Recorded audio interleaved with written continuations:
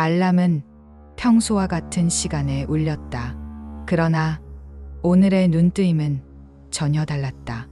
나는 이불에서 천천히 몸을 일으켜 앉았다. 심장은 놀라울 만큼 잔잔했다.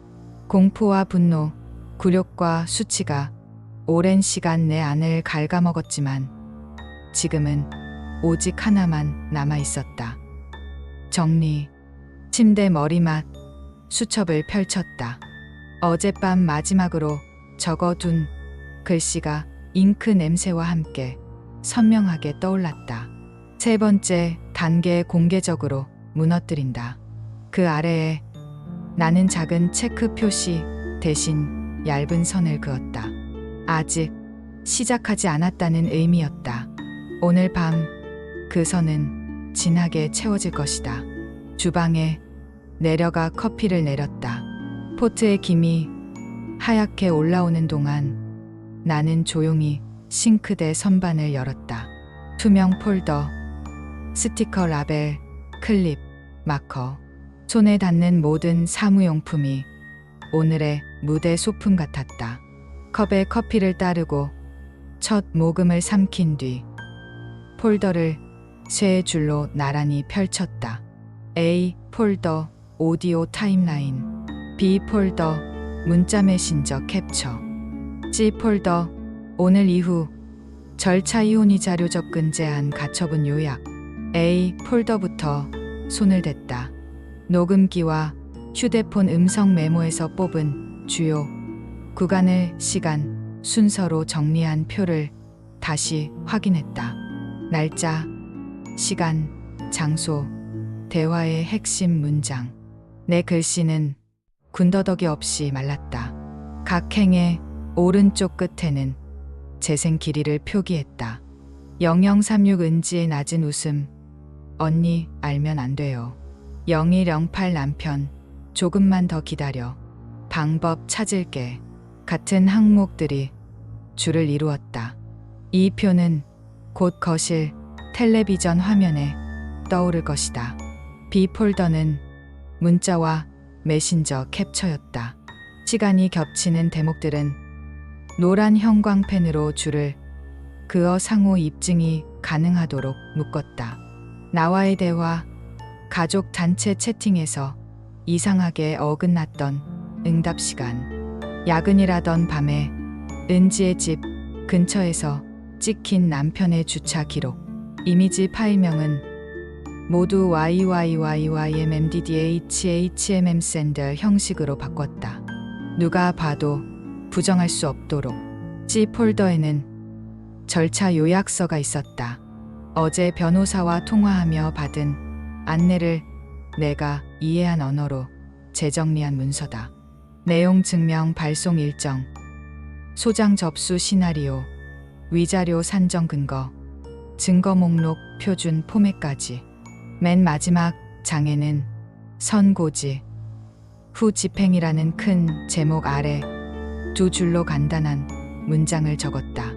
오늘 밤 사실 통지 및 증거 일부 공개 디스플레이. 내일 오전 9시 내용 증명 자동 발송. 변호사 사무실 방문 서명. 나는 마커를 내려놓고 커피를 다 마셨다. 컵을 싱크대에 올려두고 냉장고 문을 열었다. 김이 서린 유리 안쪽 오래전 가족 사진이 자석에 붙어 있었다. 결혼식 날의 우리, 여행지에서 웃는 우리, 그리고 은지가 파란 원피스를 입고 매 팔짱을 끼고 있던 날. 나는 사진들을 하나씩 떼어 A5 크기의 무지 봉투에 넣었다. 봉투 겉면에 얇은 라인펜으로 적었다. 폐기. 거실로 나와 TV 아래의 수납장을 열었다. HDMI 케이블, 무선 프리젠터, USB 드라이브. 전날 밤 내내 테스트했던 연결을 한 번 더 점검했다. TV 리모컨을 눌러 입력 전원을 체크하고 USB에 담긴 파일 트리의 순서가 ABC로 흐르도록 정렬했다. 최상단에는 오늘이라는 폴더를 만들고 그 안에 영일 타임라인, 영이 메시지, 영삼 절차가 차례대로 들어있었다. 나는 리모컨의 즐겨찾기 버튼에 재생 목록을 새로 지정했다. 버튼 하나면 한 번부터 순서대로 화면에 뜨고 내 음성 코멘트 없이도 텍스트 자막이 자동으로 흘러간다. 최대한 감정이 끼어들지 않을 방식을 택했다. 사실이 말하게 두기 위해서 현관 신발장 위에 작은 상자를 올려놓았다. 검은색 손바닥만 한 상자. 뚜껑을 열면 안쪽에 흰 봉투들과 작은 메모지 2장이 들어있다. 봉투 겉면에는 각각 이름이 적혀 있었다. 남편, 은지. 각 봉투에는 오늘 밤 내가 읽을 필요가 없도록 서면 통지문이 들어있었다. 문서 마지막 줄에는 형광펜으로 칠한 단 한 문장. 정리하시기 바랍니다. 나는 상자의 뚜껑을 닫고 그 위에 폐기물 스티커 2장을 올려놓았다. 집 안을 맴돌던 상징이 오늘의 소품으로 되돌아왔다. 이 스티커는 쓰레기 봉투에만 붙는 것이 아니다. 떠나야 할 것, 치워야 할 것, 끝내야 할 것에 붙는 표식이었다. 핸드폰을 켜서 2 사람에게 동시에 메시지를 보냈다. 저녁 8시. 거실에서 셋이 얘기하자. 오늘 중으로 정리할 것들 안내함. 메시지는 곧바로 일이 사라졌다. 읽음. 답장은 오지 않았다. 대신 집 안 공기가 금속처럼 무거워졌다. 오전은 조용히 흘렀다. 둘은 각자 방에 처박혀 움직이지 않았고 나는 발자국 소리 하나를 계산하듯 아껴가며 거실을 정리했다.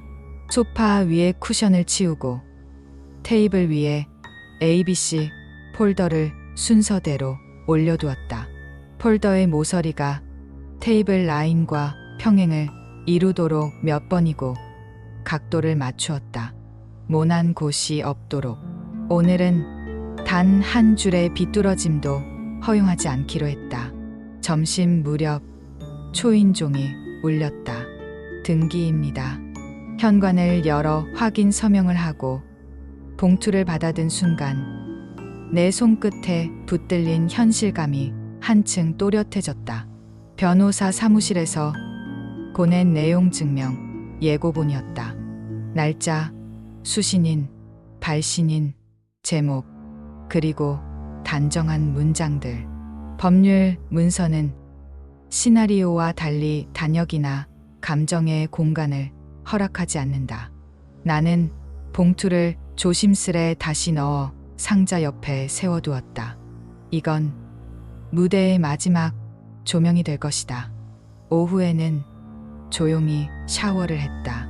오늘의 옷은 검은색 니트와 네이비 슬랙스. 현관 거울 앞에서 허리 아래 주름을 한 번 더 정리하고 머리를 뒤로 넘겨 묶었다. 화려함도 비굴함도 없는 단정함. 내 표정은 의외로 평온했다. 부엌에 나가 저녁을 준비했다. 칼질 소리가 규칙적으로 도마 위를 두드렸다. 야채를 정갈하게 썰고 국물은 맑게, 간은 과하지 않게. 식탁은 전쟁터의 드문 정전처럼 차려졌다. 누군가 눈치 보며 숟가락을 들겠지만 오늘의 식사는 배를 채우기 위한 것이 아니라 행위를 위한 전주곡에 지나지 않는다. 6시가 조금 넘어 남편이 방에서 나왔다. 셔츠 소매를 걷었다 내렸다 하며 나를 힐끔거렸다. 저녁은 차릴 거야? 라는 물음 대신 나는 조용히 테이블을 가리켰다. 먹어. 8시에 시작해. 그는 고개를 끄덕였지만 앉지 않았다. 물만 한 잔 마시고 다시 방으로 사라졌다. 잠시 뒤 문고리가 돌아가는 소리가 조심스럽게 들렸다. 은지가 욕실로 들어갔다. 수도꼭지가 켜지고 물줄기가 타일을 때리는 소리가 한동안 이어졌다. 씻어낸다고 없어지는 건 아니다. 냄새를 감출 수 있을 뿐. 7시 40분. 거실 조명을 조정했다. 스탠드 등 2개만 켜서 소파와 테이블, 텔레비전이 하나의 무대처럼 떠오르게 했다. 커튼을 반만 걷어 바깥 불빛이 얇게 스며들도록 했다. 언제 들어도 차갑게 들리도록 볼륨을 14로 맞췄다. 리모컨의 건전지를 새 것으로 갈았다. USB의 위치를 다시 확인했다. 나는 손목시계를 바라보다가 A 폴더맨 위 장의 오른쪽 하단에 작은 포스트잇을 붙였다. 감정 금지. 나에게 하는 말. 오늘 무너져야 할 건 두 사람이지. 내가 아니다. 7시 58분에 초침이 10일을 향해 올라가고 있을 때 나는 현관의 작은 상자 뚜껑을 열어 2봉투를 꺼내 테이블 위에 올려놓았다.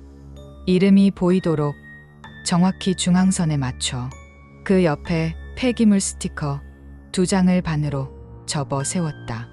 누가 봐도 알아볼 수 있는 의식의 배치. 정리의 형식. 8시. 거실 시계의 초침이 딸깍 소리를 냈다. 남편이 먼저 나왔다. 셔츠의 단추는 끝까지 채워져 있었지만 손끝이 낯설 만큼 굳어 있었다. 잠시 뒤 은지가 조심스레 문을 열고 나왔다. 화장을 옅게 고친 눈가가 불안하게 떨렸다.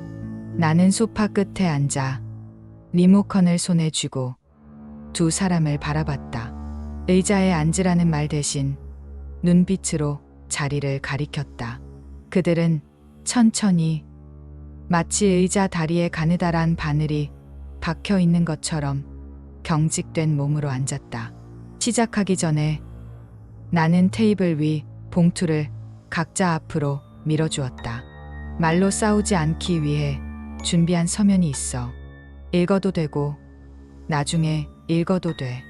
어차피 오늘 밤 우리가 보는 건 말이 아니라 사실이니까. 남편이 봉투를 만지작거렸다. 은지는 손등을 무릎 위에 꼭 붙여놓고 시선을 내렸다. 나는 둘의 반응을 기다리지 않고 리모컨의 입력 전환 버튼을 눌렀다. TV 화면이 검은 장막처럼 깜박인 뒤 하얀 배경 위에 단정한 제목이 떠올랐다. 타임라인 사실의 순서. 스피커에서 아주 낮은 둔중음이 흘렀다. 자막이 천천히 올라갔다. 날짜, 시간, 장소. 이어서 박스 안에 짧은 문장. 은지의 음성 영영일이 남편의 발화 31점. 재생 버튼은 아직 누르지 않았다. 나는 화면만 보여주었다. 예고는 공포를 낳는다. 지금부터 공개될 건 내가 만든 이야기가 아니야. 편집한 감정도 아니고. 나는 천천히 말을 이었다. 그냥 너희가 만든 사실의 정렬이야. 너희가 쌓은 순서 그대로. 남편이 입술을 깨물었다. 은지는 숨소리가 커졌다. 나는 리모컨을 테이블에 내려놓고 두 손을 포개었다. 규칙은 하나야. 중간에 끼어들면 다음 파일로 넘어간다. 변명은 나중에. 오늘은 정리의 밤이니까. 초침이 한 칸 더 움직였다. 정적은 과장된 장식처럼 커졌다. 나는 마지막으로 커튼 틈을 확인했다. 거실의 조명이 얼굴선을 또렷하게 살리고 있었다. 화장을 하지 않은 내 얼굴이 유리창에 반사되어 보였다. 낯설지 않았다. 오히려 이 얼굴이 내가 기다리던 나에 가까웠다. 나는 테이블 위 폐기물 스티커를 손가락으로 한번 눌렀다가 뗐다. 접착면이 끈적하게 손끝을 잡았다. 그리고 낮게 그러나 분명하게 말했다. 오늘 버릴 건 버리고 남길 건 남긴다. 리모컨으로 재생을 눌렀다. 첫 번째 파일의 파형이 화면 아래에서 물결처럼 흔들리며 올라왔다.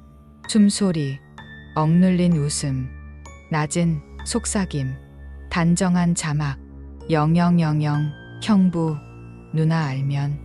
나는 의자 등받이에 등을 기댔다. 더는 한마디도 보탤 생각이 없었다. 오늘의 무대에서 말해야 할 사람은 사실뿐이니까. 거실의 공기는 한순간에 얼어붙었다.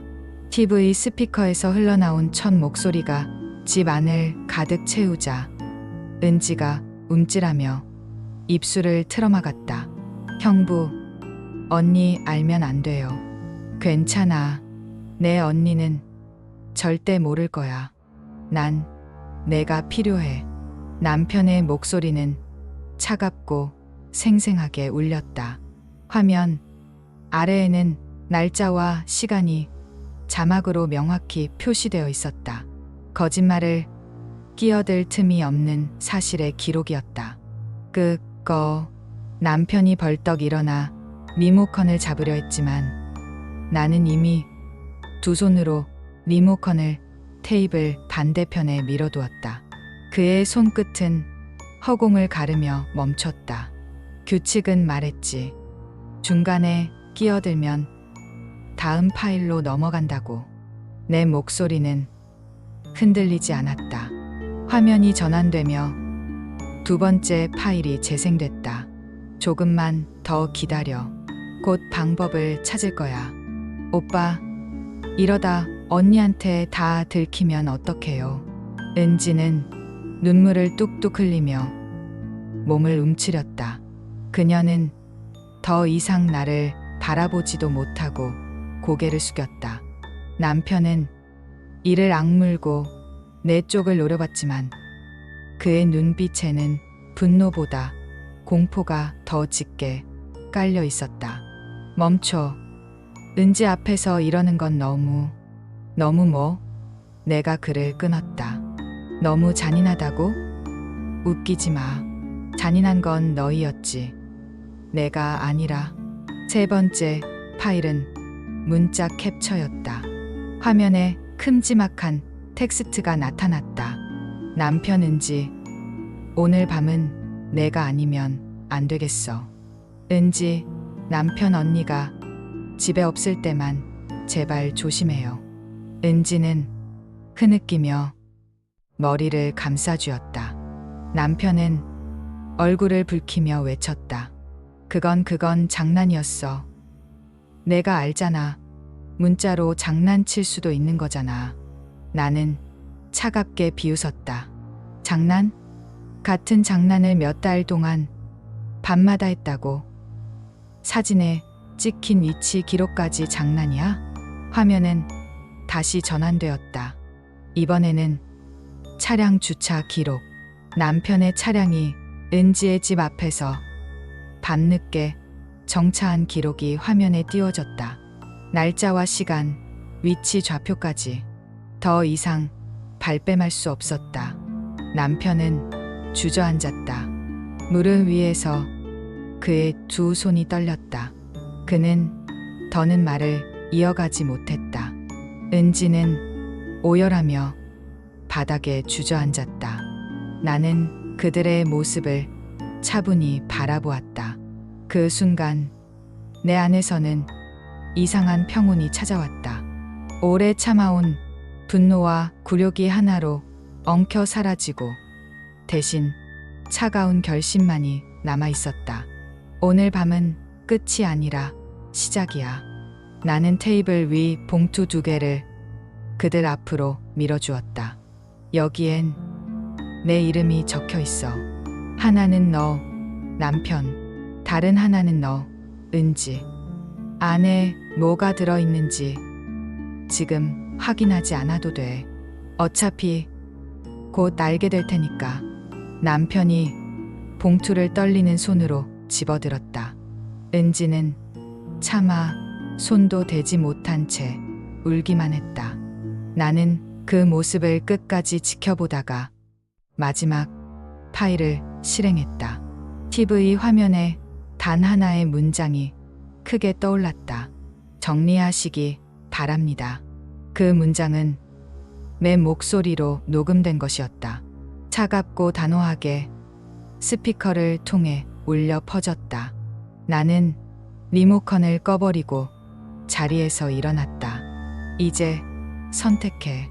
오늘 밤에 정리할 건지 아니면 내일 아침 법원에서 정리될 건지. 남편은 아무 대답도 하지 못했다. 은지는 바닥에 무릎을 꿇고 흐느끼며 고개를 떨궜다.